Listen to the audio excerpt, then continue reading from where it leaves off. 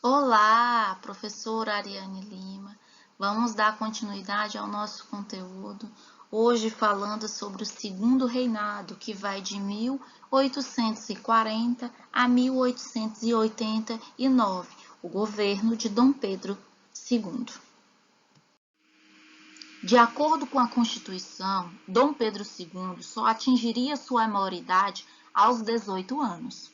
Foi fundado o Clube da Maioridade, que acionou a campanha da maioridade, um movimento que defendia a ideia de que Dom Pedro II já estava pronto mesmo antes dos 15 anos.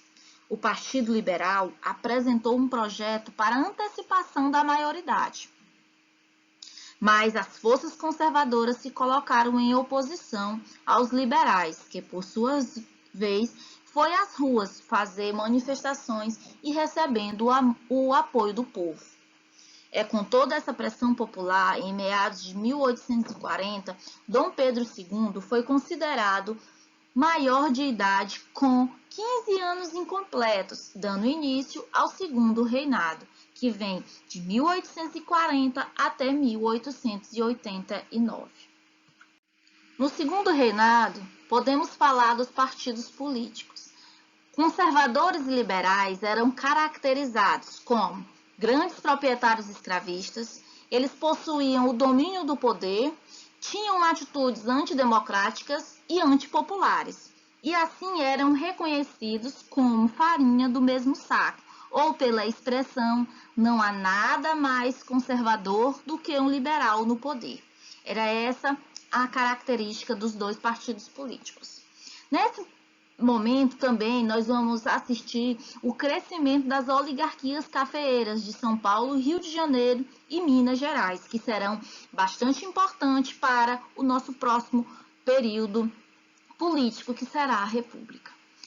O Ministério Conservador, podemos dizer que naquele momento, as mudanças empreendidas por Dom Pedro II foram o Conselho de Estado, a reforma do Código do Processo Criminal, a reorganização da Guarda Nacional, no sentido de diminuir a força da Guarda Nacional e diminuir essa descentralização de poder e um processo de centralização política, todos um rearranjo para tentar resolver os problemas do período regencial.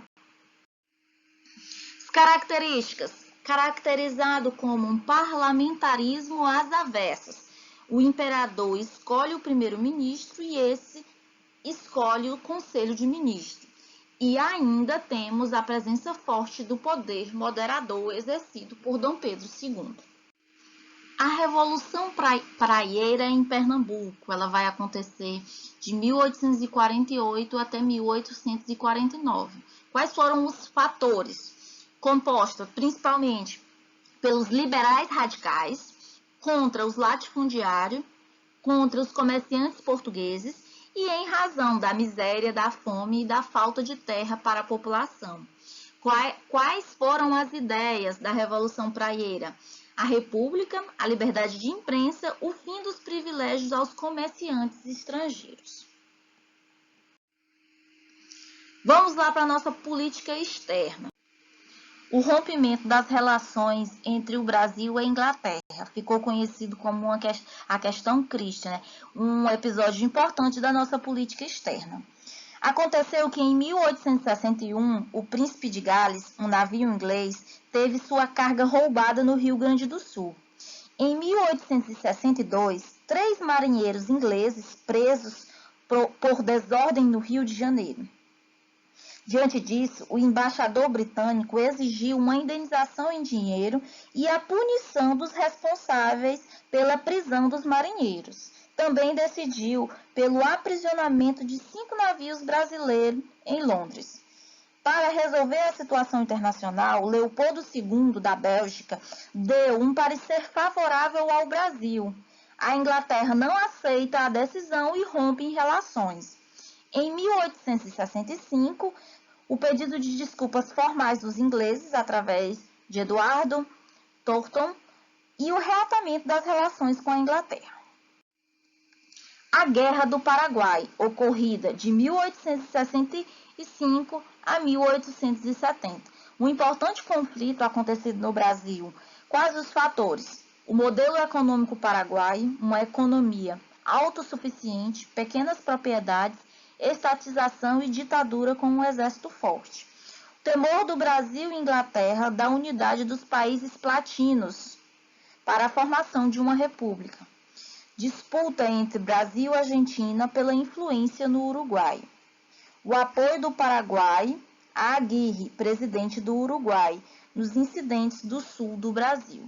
A invasão brasileira no Uruguai em favor de Flores e assumiu a presidência. As consequências da Guerra do Paraguai. A população para o Paraguai. A população foi dizimada, terras leiloadas, os latifúndios, miséria da população, dependência dos produtores estrangeiros, destruição de sua estrutura peculiar e empréstimo da Inglaterra.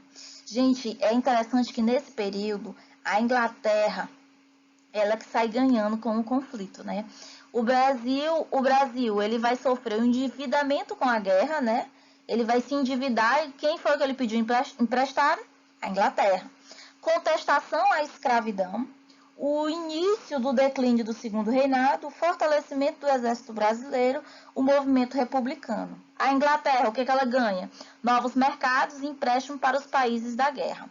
Bom, o grande perdedor dessa situação toda, apesar que o Brasil tenha consequências importantes, mas muito mais para o desequilíbrio do sistema escravocrata e do Segundo Reinado, quem vai perder, na verdade, vai ser o Paraguai, que se constituía como um país próspero, a sua população era quase 90% alfabetizada, enquanto o Brasil ainda demorou muito para atingir um bom índice de alfabetização e que ainda hoje, nos anos 2020, ainda não atingiu esse patamar.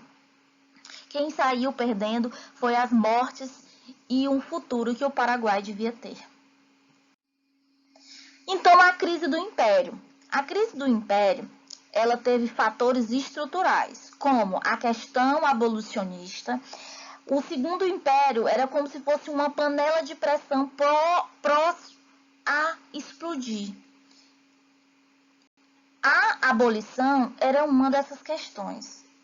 Era um assunto que não dava mais para seguir em frente. A questão religiosa, vamos começar por ela. A união da igreja com o Estado.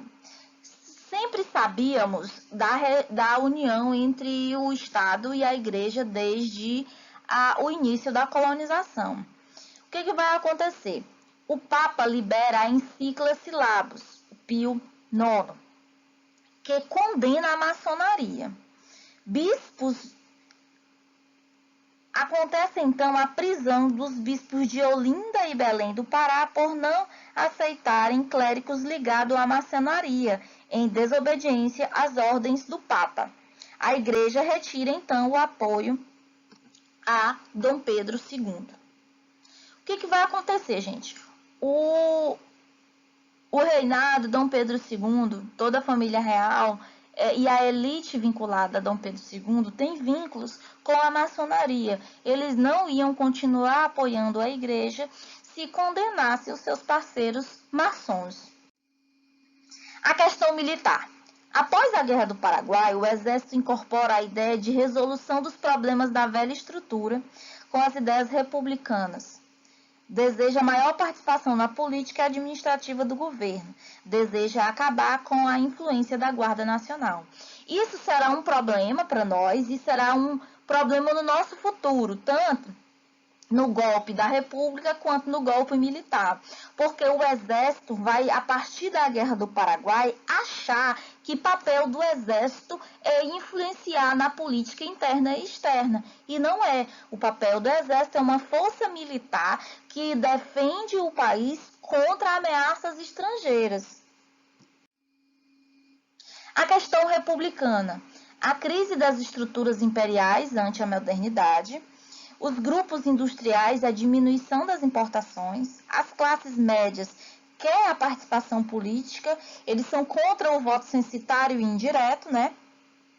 O voto censitário significa a partir da renda do votante, o crescimento do Partido Republicano, a difusão das ideias positivistas, principalmente através de Benjamin Constant, e acabar com a influência da Igreja na política. Essa foi a questão republicana que vai contribuir pelo fim do Império. A questão abolicionista, que já está virando um assunto insustentável pelo Império, vai acabar cedendo à pressão, principalmente por conta da pressão externa que o Brasil possui para realizar a libertação dos escravizados. Então, forçosamente é assinado a Lei Áurea, em 13 de maio de 1888, que pôs fim à escravidão. Essa assinatura vai levar à perda de apoio da aristocracia rural escravista no Brasil. A aristocracia rural vai odiar a Lei Áurea. Ainda assim, a Lei Áurea não vai significar uma boa atitude para a população escravizada, porque ela não define, não tem nenhuma proteção possível para essa população. Vamos discutir com maiores detalhes a escravidão e o pós-abolicionismo no Brasil em outra oportunidade.